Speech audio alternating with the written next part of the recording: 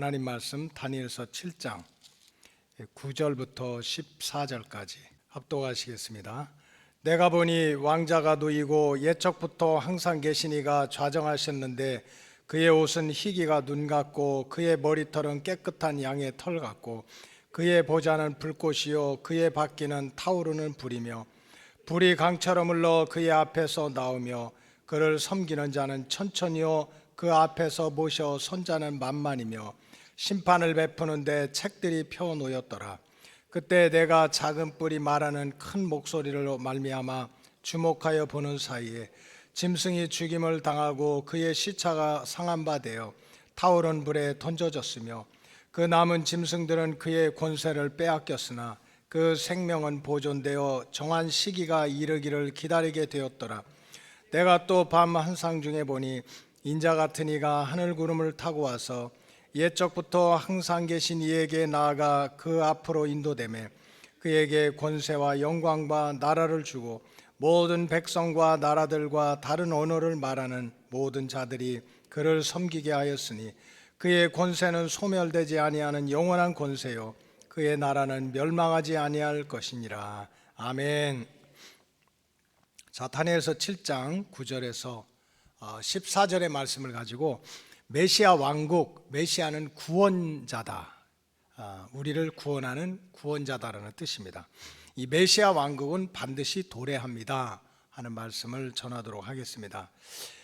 비행기가 하늘을 보면 아무것도 없는 것 같아도 이 비행기가 항로를 벗어나면 잘못하면 블랙홀에 빠질 수도 있고 또 추락할 수도 있습니다.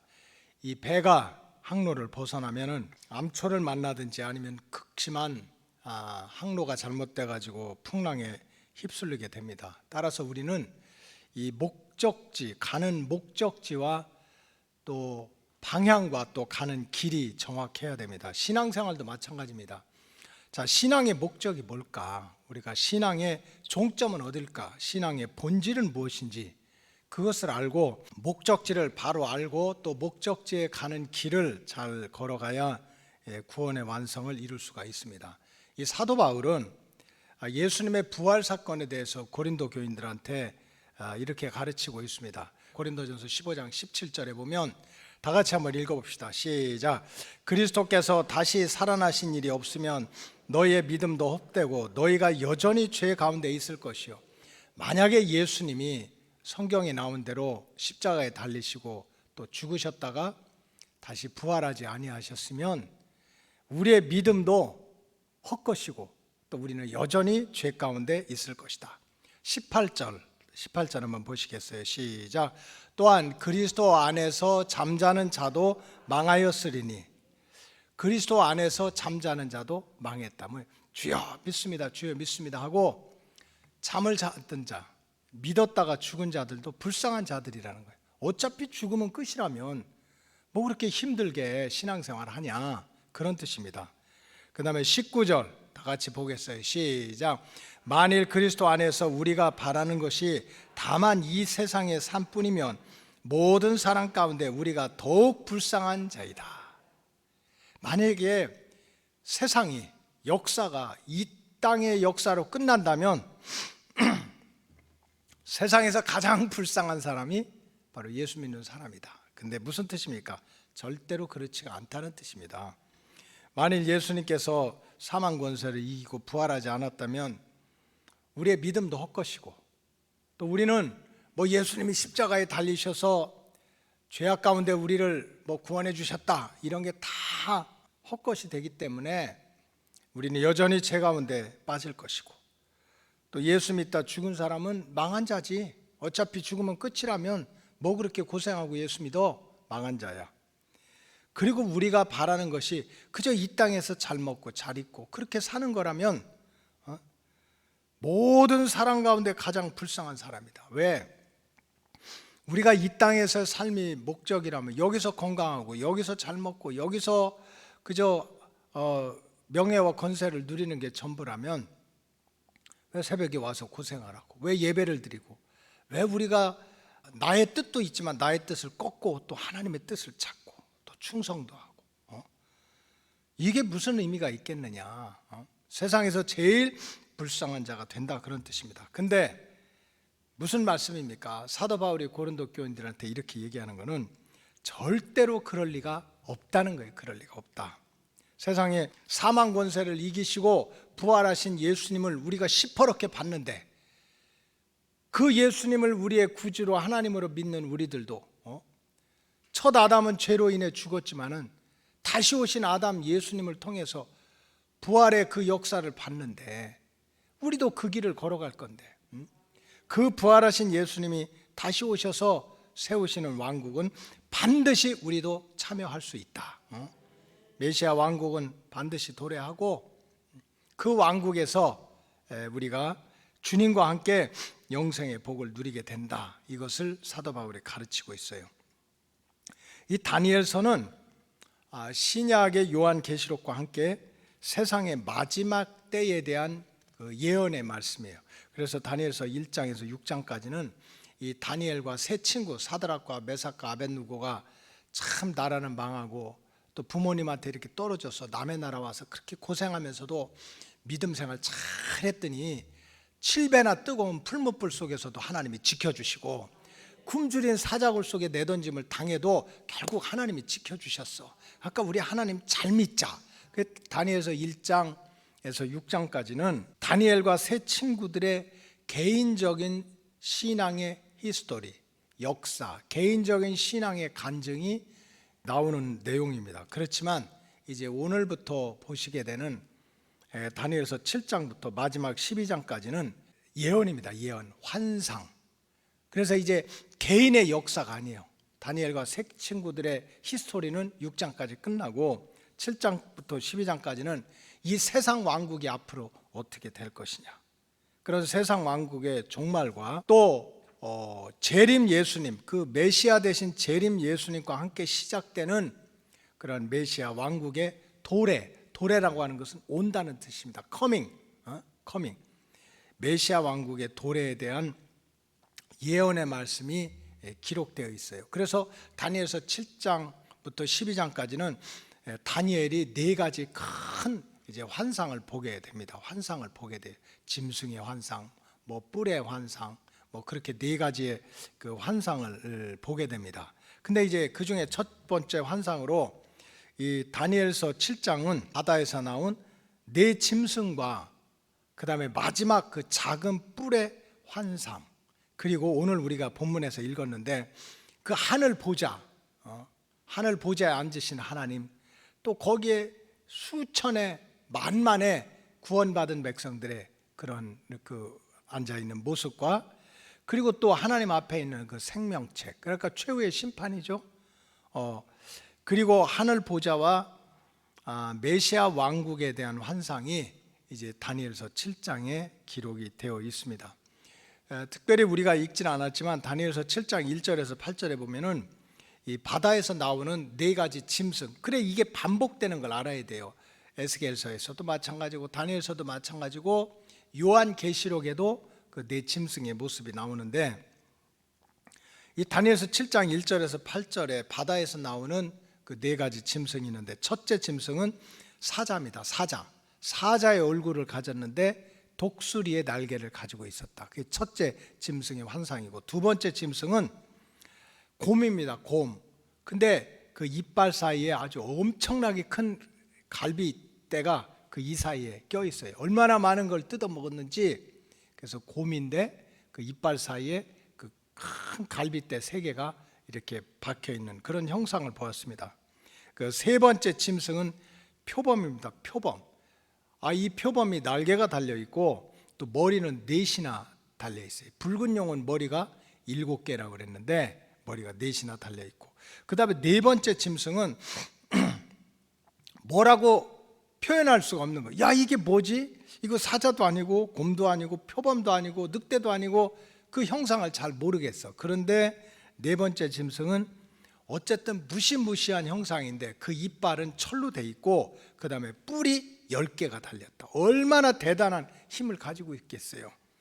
10뿔이 달린 험악한 짐승의 형상이었습니다. 그래서 다니엘이 이렇게 꿈을 꾸다가 이 바다에서 막 올라오는 네 가지 짐승이 너무 험하잖아요. 막 사자인데 독수리 날개를 가지고, 곰인데 막 갈빗대가 막 그 이 사이에 껴있고, 표범인데 막 머리가 4개나 달려있고, 나머지 네 번째 짐승은 이름도 모르는데 막 뿔이 10개나 달려있는 이가 쇳덩어리로 된 짐승을 보니까 얼마나 환상을 보고 근심이 되고 번민이 되겠습니까? 근데 그때 이제 하늘의 선지자가 다니엘에게 네 짐승에 대해서 설명을 해주는 거예요. 이게 다니엘서 7장의 내용입니다. 네 짐승은 세상의 왕을 뜻한다.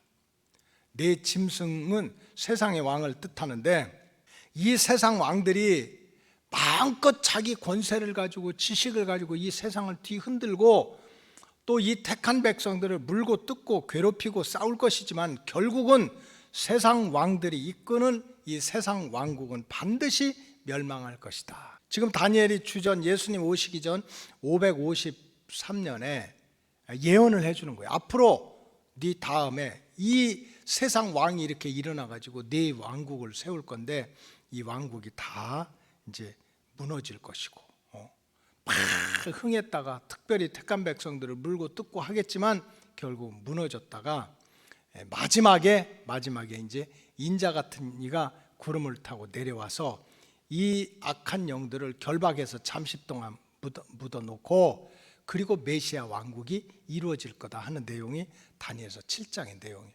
아까 알고 보면 이 예언의 내용은 똑같아요. 이제 요한계시록도. 요즘 이게 제가 같이 보는 이유가, 이 요한계시록이나 다니엘서나 사실은 마지막 때 예언은 다 똑같은 거예요. 다 똑같아. 무슨 사도 요한이 다니엘서 보고 그게 아닙니다. 보지도 못했어요. 보지도 못했어. 그런데도 이 성경은 계시야, 계시. 제가 계시에 대해서 이제 나중에 말씀을 드릴 건데, 계시라는 거는 알려준다는 거예요. 보여준다. reveal. 이 덮어져 있는 뚜껑을 열어서 보여준다는 거예요. 여러분 자식 키우는데도 마찬가지요. 여러분들 자녀가 여러분들이 부모라는 걸 어떻게 알아요? 여러분들이 애를 낳았어. 근데 이 애가 여러분들이 엄마고 여러분들이 아빠라는 걸 어떻게 알아? 그저 내가 먹여주고 재워주고 엄마라고 해봐, 아빠라고 해봐. 엄마가 좋아, 아빠가 좋아. 알려준 거야, 알려줘.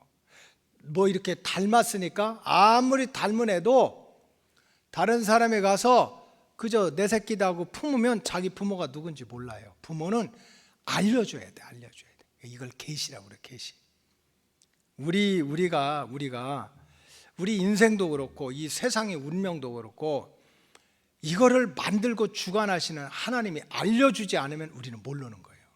어떻게 알아? 우리가 하나님을 안 믿는 사람들은 그저 안 믿을 수밖에 없는 게, 이건 자기가 공부한다고 되는 게 아닙니다. 공부한다고. 부모가 알려줘야 부모인 것을 아는 것처럼. 근데 보세요, 생판 그냥 어렸을 때 핏덩어리를 떼놨잖아. 핏덩어리를 떼놓고 그래서 헤어졌어. 20년 30년 지냈어. 나중에 어떻게 상봉을 했어. 근데 막 그렇게 그냥 울고불고 난리야. 아니 어릴 때 핏덩어리를 떼놨는데 부모를 어떻게 알아. 근데도 마지막에 이 어린이가 막 어머니라고 하고 아버지라고 하는 이유가, 알려주니까. 내가 너를 낳았다고. 이게 영적인 세계도 마찬가지. 그래서 이 다니엘한테 이게 왜 성경에는 예언의 책이고 계시의 책인 건, 창세기, 출애굽기, 레위기, 민수기, 신명기, 모세 오경이라고 그래. 태초에 in the beginning 하나님이 천지를 창조했다. 자, 모세가 태어난 건 주전 1400년 전이야. 1400년 전. 그러면 하나님이 빛이 있으라 했을 때 막 모세가 비데오 가져가서 빛 찍고, 땅이 있어라 하고 땅 찍고. 태초에 하나님이 천지를 창조할 때 모세는 있었어요, 없었어요? 없었어요. 나중에 하나님이 모세한테 뭐를 한 거야? 계시를 한 거야. 알려주신 거야, 알려주신 거. 성경은 그래서 계시의 책이고 예언의 책이야. 이 진리를 모르면 맨날 자기 지식 가지고 주물럭거리다 내 생각은 이런데 네 생각은 어떠냐 하다가 그냥 신앙생활 끝나는 거예요. 그래서 지금 다니엘이 꿈을 꿨습니다. 너무 험난한 꿈을 꾼 거예요. 막 사자가 나오고 곰이 나오고 표범이 나오고 이름도 모르는 막 이빨 사이에 철 이빨이 된 뿔이 10개 달린 짐승이 나오는데 이게 도대체 뭔지 모르겠습니다 했더니 막 하늘이 열리고 하나님이 계시고 천천만만이 있고 생명책이 있고 구름 같은 이가 하늘의 권세를 가지고 내려오는 환상을 하나님이 보여주시는 거예요. 보여주셔. 할렐루야. 그리고 설명을 해주시는 거예요. 이 사자는 앞으로 바벨론 제국을 뜻하고, 곰은 이제 바사 제국을 뜻하고, 표범은 헬라 제국이고, 10뿔 달린 네 짐승은 로마 제국을, 앞으로 큰 4개의 제국이 일어날 것이다. 그런데 이 세상의 제국이 그저 그냥 10뿔을 가지고 세상 권세 다 갖는 것 같지만 결국은 이 세상 왕국은 무너지고 다시 오시는 예수님과 함께, 메시아와 함께 메시아 왕국이 이 땅에 건설되고 마지막 완성된 그냥 하나님의 나라가 이루어진다. 이거를 하나님이 다니엘한테 보여줬어요. 직접. 이걸 갖다 뭐라고 그래? 계시라고 그래. 계시. 다니엘의 마지막 남은 예언은 바로 10뿔, 이제 10뿔에게서 나온 다른 한 뿔의 역사와 재림 예수님과 함께 시작되는 그런 메시아 왕국의 도래입니다. 이제 8절에 보면은 이제 10뿔 달린, 뭐 처음엔 사자, 그다음에 곰, 그다음에 표범, 그다음에 이제 철 이빨이 있는 이제 짐승인데, 이제 그 짐승 다음에 10뿔 달린 짐승 다음에 한 다른 작은 뿔이 나온다. 8절에 보면 이렇게 돼 있어요.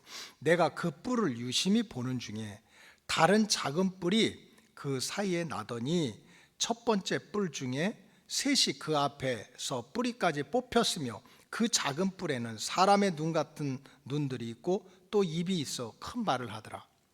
네 짐승이 있고 마지막 짐승은 10뿔을 달렸는데 그 10뿔 사이에 한 작은 뿔이 나왔는데 이게 눈도 있고 입도 있어서 막 떠들면서 앞에 있는 뿔들을 그냥 한순간에 다 없애버리는 거예요.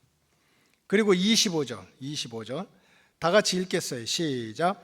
그가 장차 지극히 높으신 이 일을 말로 대적하며 또 지극히 높으신 이의 성도를 괴롭힐 것이며 또 때와 법을 고치고자 할 것이며 성도들은 그의 손에 붙임받아 한 때와 두 때와 반 때를 지내리라. 자, 26절 시작. 그러나 심판이 시작되면 그의 권세를 빼앗기고 완전히 멸망할 것이요. 여기서 작은 뿔이 누구냐? 이미 있었던 그 큰 뿔들을 갖다 무너뜨리고, 그 다음에 막 눈도 있고 입이 있어가지고 얼마나 떠드는지 몰라. 그 다음에 25절에 보면 지극히 높으시니 누구예요? 하나님이야. 그걸 말로 대적하고 또 지극히 높으시니의 성도들을 괴롭히고 때와 법을 고친다. 이걸 갖다가 모든 성경학자들은 마지막 때 적그리스도라고 하는 거예요. 적그리스도. 근데 그 적그리스도가 성도들을 괴롭히는데 한 때와 두 때와 반 때. 들어봤어요? 못 들어봤어요? 요한계시록에도 나오잖아요. 이게 7년 대환난 속에 있는 전 3년 반, 후 3년 반을 뜻하는 거예요. 그런데 여기서 이제 성경학자들은 여기서 8절, 25절, 26절에 나오는 그 작은 뿔을 적그리스도라고 하는데, 이 적그리스도가 이 세상의 모든 권세를 가진 다음에 법을 뜯어 고치는 거. 법. 지금 보세요. 지금 예를 들어서 이제 우리 기독교 복음주의자들이 지금 그 막 이렇게 이 법을 자꾸 세상에 바꾸려고 그래. 이 하나님의 창조의 법이 있거든요. 예를 들어 결혼도 마찬가지야. 결혼해서 가정을 이룬다는 건 성경대로 얘기하면 한 남자와 한 여자가 만나가지고 이렇게 가정을 이루고 아들, 딸을 낳고 키워라 하는 게 이게 하나님의 법이야. 맞아요? 틀려요?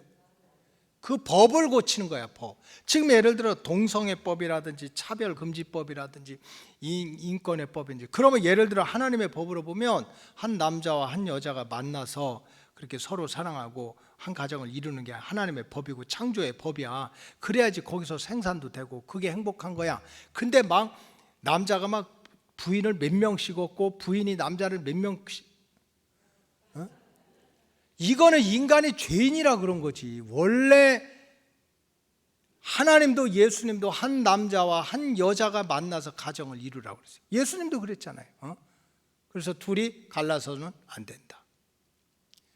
그러면 이 법이 시퍼렇게 살아 있으면 결혼은 한 남자와 한 여자가 이루어 가지고 가정을 이루는구나. 그래서 그렇게 안 하고 뭐 한 남자가 막 여자를 몇 명을 얻는다든지 한 여자가 남자를 몇 명 얻는다든지, 그다음에 무슨 남자끼리 결혼한다든지 여자끼리 결혼한다는 거는 하나님의 법, 말씀의 법에 보니까 이건 잘못됐구나 하고서 회개하고 하나님 앞에 돌아오는데, 만약에 법을 바꿔버리면 남자와 남자가 결혼해도 여자와 여자가 결혼해도 그게 죄가 돼요, 안 돼요? 안 되는 거예요. 그래서 이 마지막 때는요, 법을 다 바꿨다.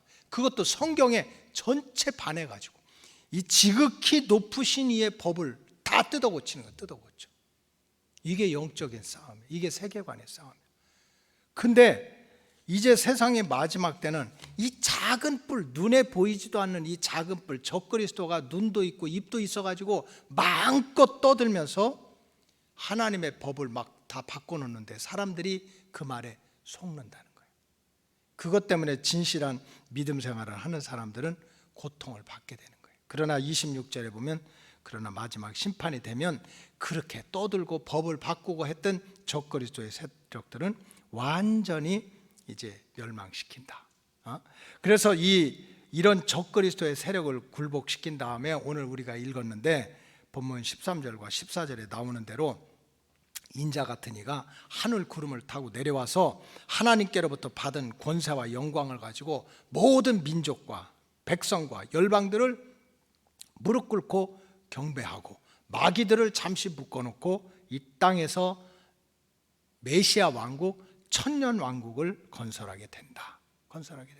이것이 그 다음에 이제 천년 왕국 후에 최후의 심판, 이제 새 하늘과 새 땅이 있는데, 이런 모든 짐승의 세력을 마지막 적그리스도까지 박살낼 메시아가 오신다는 거예요. 오신다. 막 법을 바꾸고 문화를 바꾸고 난리를 치지만 결국은 하늘의 권세를 가진 메시아 예수님이 오셔서 왕국을 건설하게 된다. 이것이 다니엘서와 또 요한계시록이 말하는 세상 마지막 때에 대한 예언과 계시의 말씀이에요. 이 다니엘서 다니엘이 주전 553년에 본 이 네 가지 환상과 예언은 역사를 통해 다 이루어진 거예요. 네 짐승이 나올 거야, 적그리스도들이 나와가지고 법을 바꾼다고 난리를 칠 거야, 이런 것들이 지금 다 이루어진 거예요. 네 짐승이 일어났다 없어졌다, 일어났다 없어졌다. 지금 이제 적그리스도 거짓 선지자들이 택한 백성들을 막 법을 바꾸면서 미혹하고 있는데 모든 것이 다 이루어진 거예요. 다 이루어진 거예요. 이제 남은 것은 이 적그리스도의 세력들을 이제 물리치고 이루어질 예수님의 재림과 함께 이루어질 메시아 왕국의 도래입니다. 이것이 이제 모든 예언의 남은 예언입니다. 그러기 때문에 이 성경적 신앙의 본질과 목적은 바로 메시아 왕국의 커밍, 도래입니다. 도래. 모든 예언들이 이미 성취된 것처럼 재림 예수와 함께 시작되는 메시아 왕국의 도래는 반드시 이루어질 줄로 믿습니다. 이게 우리의 신앙의 목적이고 본질인 거예요. 우리가 예수 믿고 병 고침도 받고 예수 믿고 잠깐 사는 동안 부자도 되고 예수 믿고 좋은 일도 하고, 이거는 부스럭이요. 그런 믿음의 부스럭이요. 이 땅에서 잠시 지내가는 신앙의 목표와 본질은 메시아 왕국의 도래입니다. 이 마지막 때가 다가올수록 더 많은 환난과 시험이 있을 것입니다. 미혹하는 영들이 많을 것입니다. 절대로 속지 말고 흔들리지 말고 다시 오실 예수님 만날 준비를 하시기 바랍니다. 그 다시 오시는 예수님이 모든 세상의 철저한 권세를 묶고 적그리스도의 세력을 결박하고 메시아 왕국을 우리한테 약속하셨습니다.